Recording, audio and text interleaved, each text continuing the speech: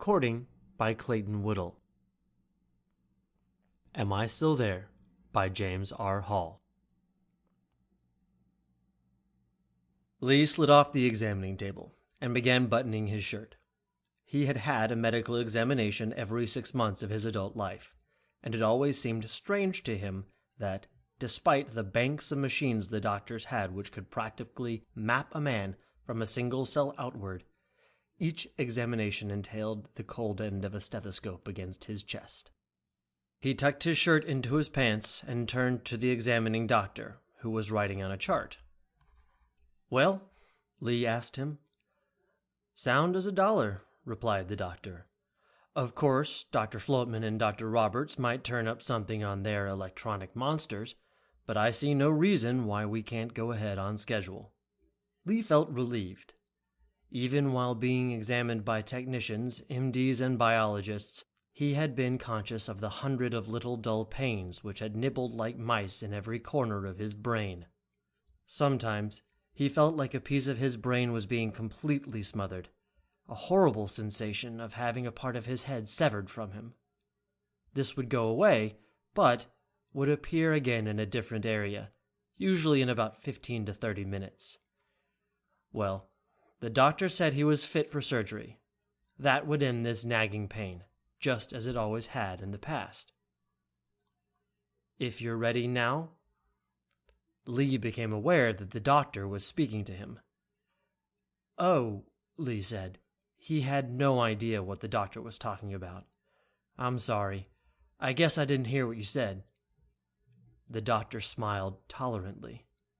"I said you can see Dr. Letzmiller this afternoon to get the final okay." "Letzmiller? Who's he? I thought you said I was ready to go." Lee knew he sounded a little petulant, but he was tired from all these examinations, and besides, his head hurt. The doctor, Gorse, Lee thought his name was rather young, but seemed used to this kind of thing. He turned on his tolerant smile again. "Dr. Letzmiller is chief of the familiarization and post-operative adjustment section. He can explain himself better when you see him." "Is he the last one?" Lee asked. He was already following Dr. Gorse out the door and down a corridor. Dr. Gorse stopped before a door marked Dr. C. L. Letzmiller and opened it. "The last one. You take these." He handed Lee a thick manila folder. "And tell the girl Dr. Gorse sent you for your interview." He waited until Lee entered, then closed the door and left. Evidently, Dr. Letzmiller had been expecting him, for very shortly Lee found himself sitting at the doctor's desk, comfortably seated in a brown leather armchair. He was facing a rather pudgy man, who was leafing through the manila folder Lee had given him. Finally, Dr. Letzmiller looked up. "Well now, Mr. Lee, suppose you tell me about yourself, and then I'll tell you about me." "Tell you about me?" Lee asked. Dr. Letzmiller smiled. It was another tolerant smile, but it seemed more sincere than Dr. Gorse's. "I suppose the best way would be for me to review these facts on your medical history. You are Vincent Bonnard Lee?" "Yes, sir." "Date of birth?" "August 11th, 1934. "That would make you 409 years old." Lee hesitated. He never really thought of his age. It had long ago ceased to be of any importance to him. Of course, he remembered his birth date. It was one of those facts that always appear on your records, like your social security number. He did some calculation in his head, as rapidly as the constantly shifting blank spots in his thinking would allow him. "Yes, sir. It shows here that you first underwent replacive surgery in 1991, correct?" "Yes." "Remember what it was for?" "Yes, I had a little heart trouble. They fixed me up with one of those big jobs requiring me carrying batteries under my armpit. One of those early models. And this shows that at various times since then you've undergone replacive surgery some 87 times, including 3 replacements of a pulmonary nature." Again, Lee hesitated. The number of times he had had a worn organ or tissue repaired or replaced was more than a little hazy.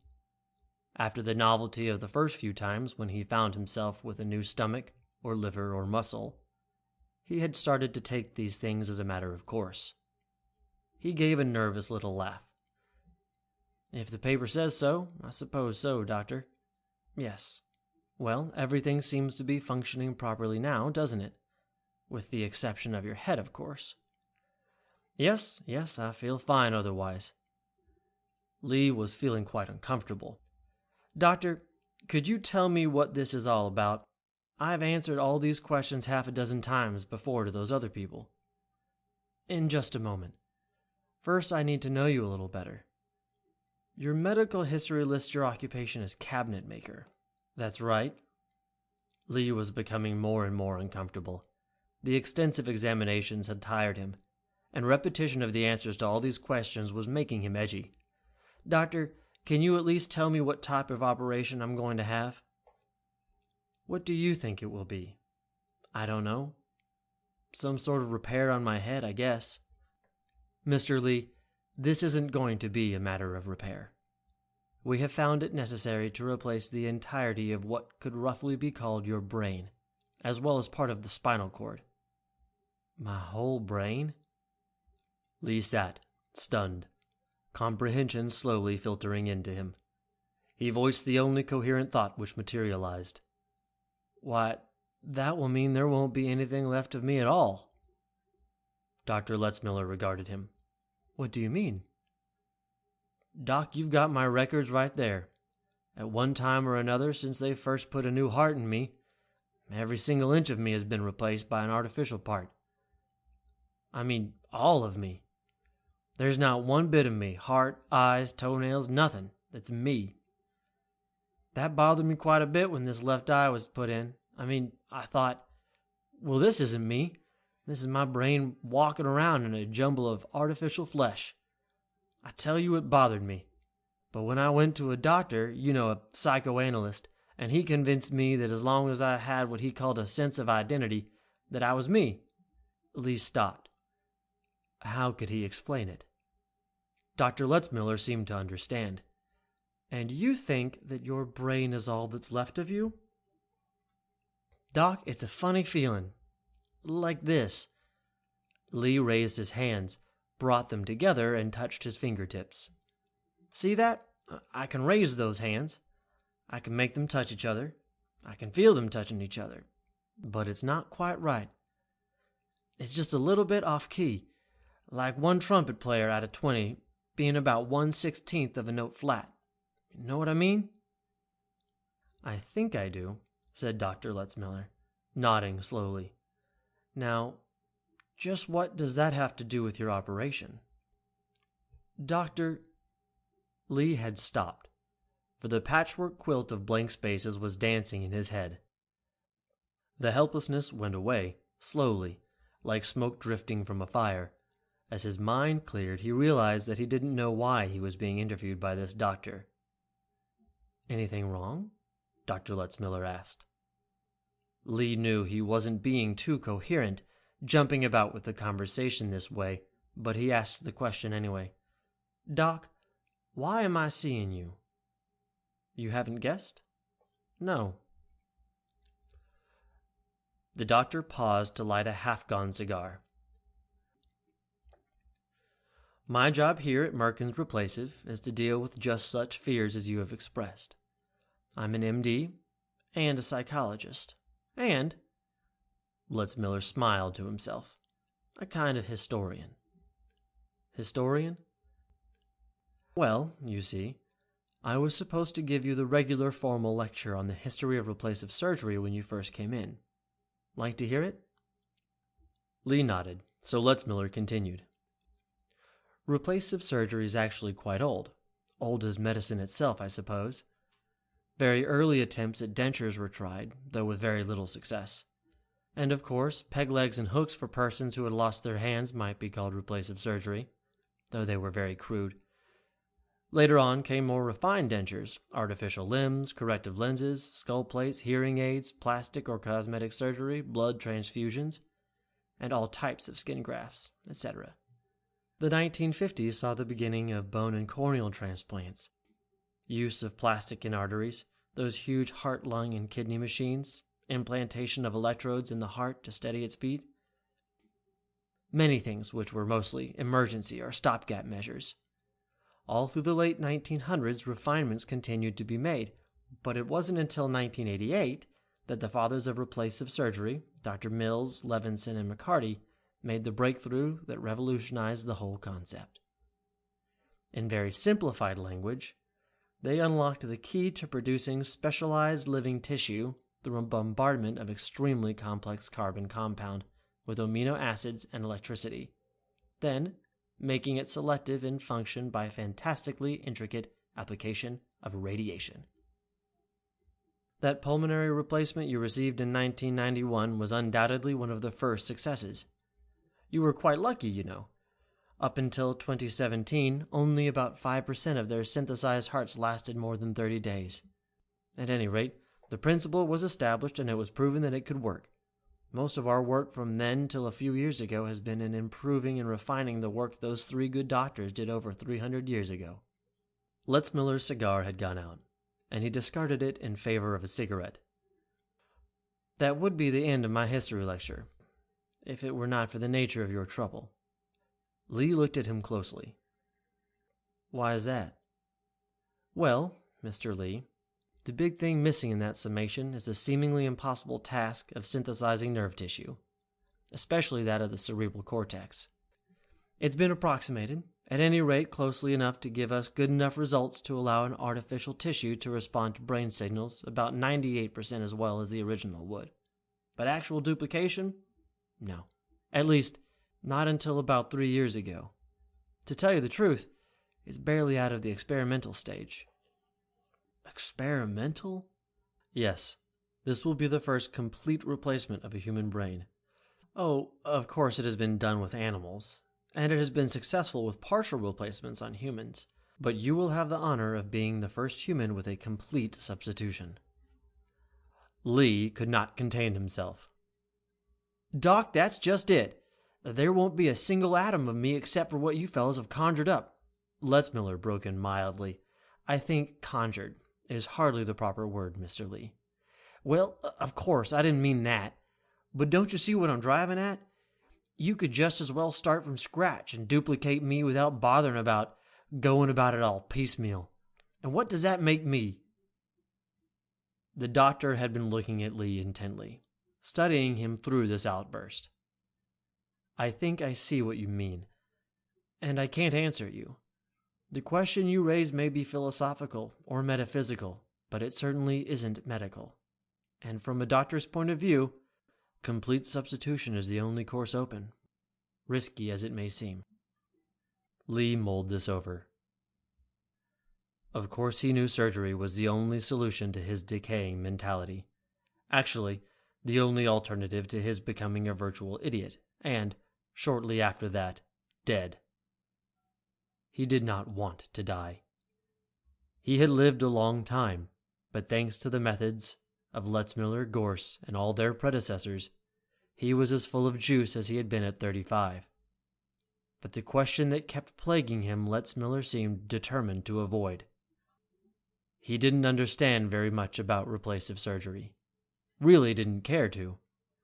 If Letzmiller said it could work, then he wasn't worried about that. Well, he guessed he really didn't have much of a choice. With this realization, he had only one more question for Letzmiller. Doc, if I'm not me when this is over, do you think I'll know it?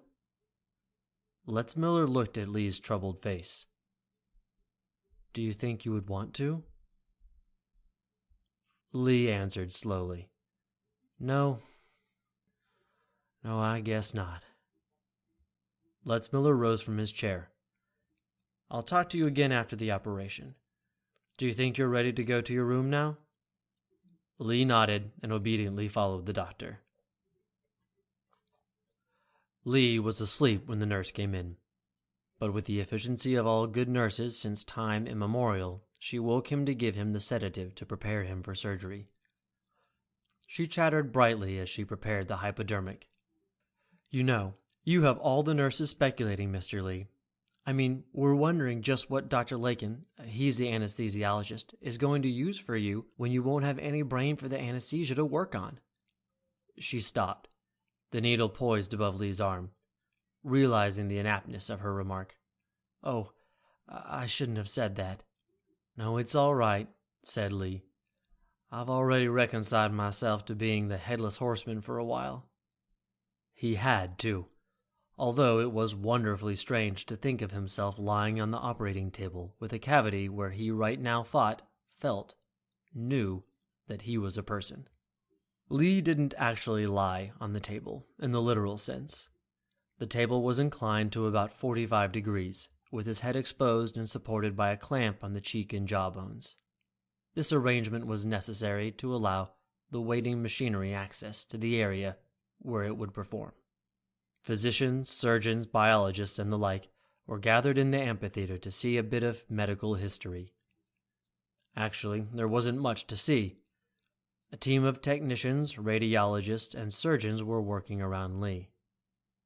Some were attaching electrodes to part of Lee's body to maintain the electrical impulses necessary to keep his vital processes in motion while the main switchboard was out of commission. Others were sensitizing the exposed brain, from which the skull had already been removed, to guide the delicate fingers of the huge, automatic operating, recording, and calculating complex through its precisely programmed steps. Letzmiller was among those in the amphitheater, as a spectator, drawn both by professional curiosity and the desire to know the answer to Lee's question, "Doc, what will there be left of me?" Of course, he couldn't find out even part of the answer for some weeks. Even the ORC complex, now being lifted to Lee's unconscious brain, adjusted and activated, would not finish its job for something like 32 hours. The synthesizer would reconvert the data, translate it into countless chemical and electrical formula, and apply it to the raw materials of carbons, amino acids, and proteins and other components. When the basic organ had been reconstructed, a process requiring another week and a half in the synthesizer, it would be grafted back.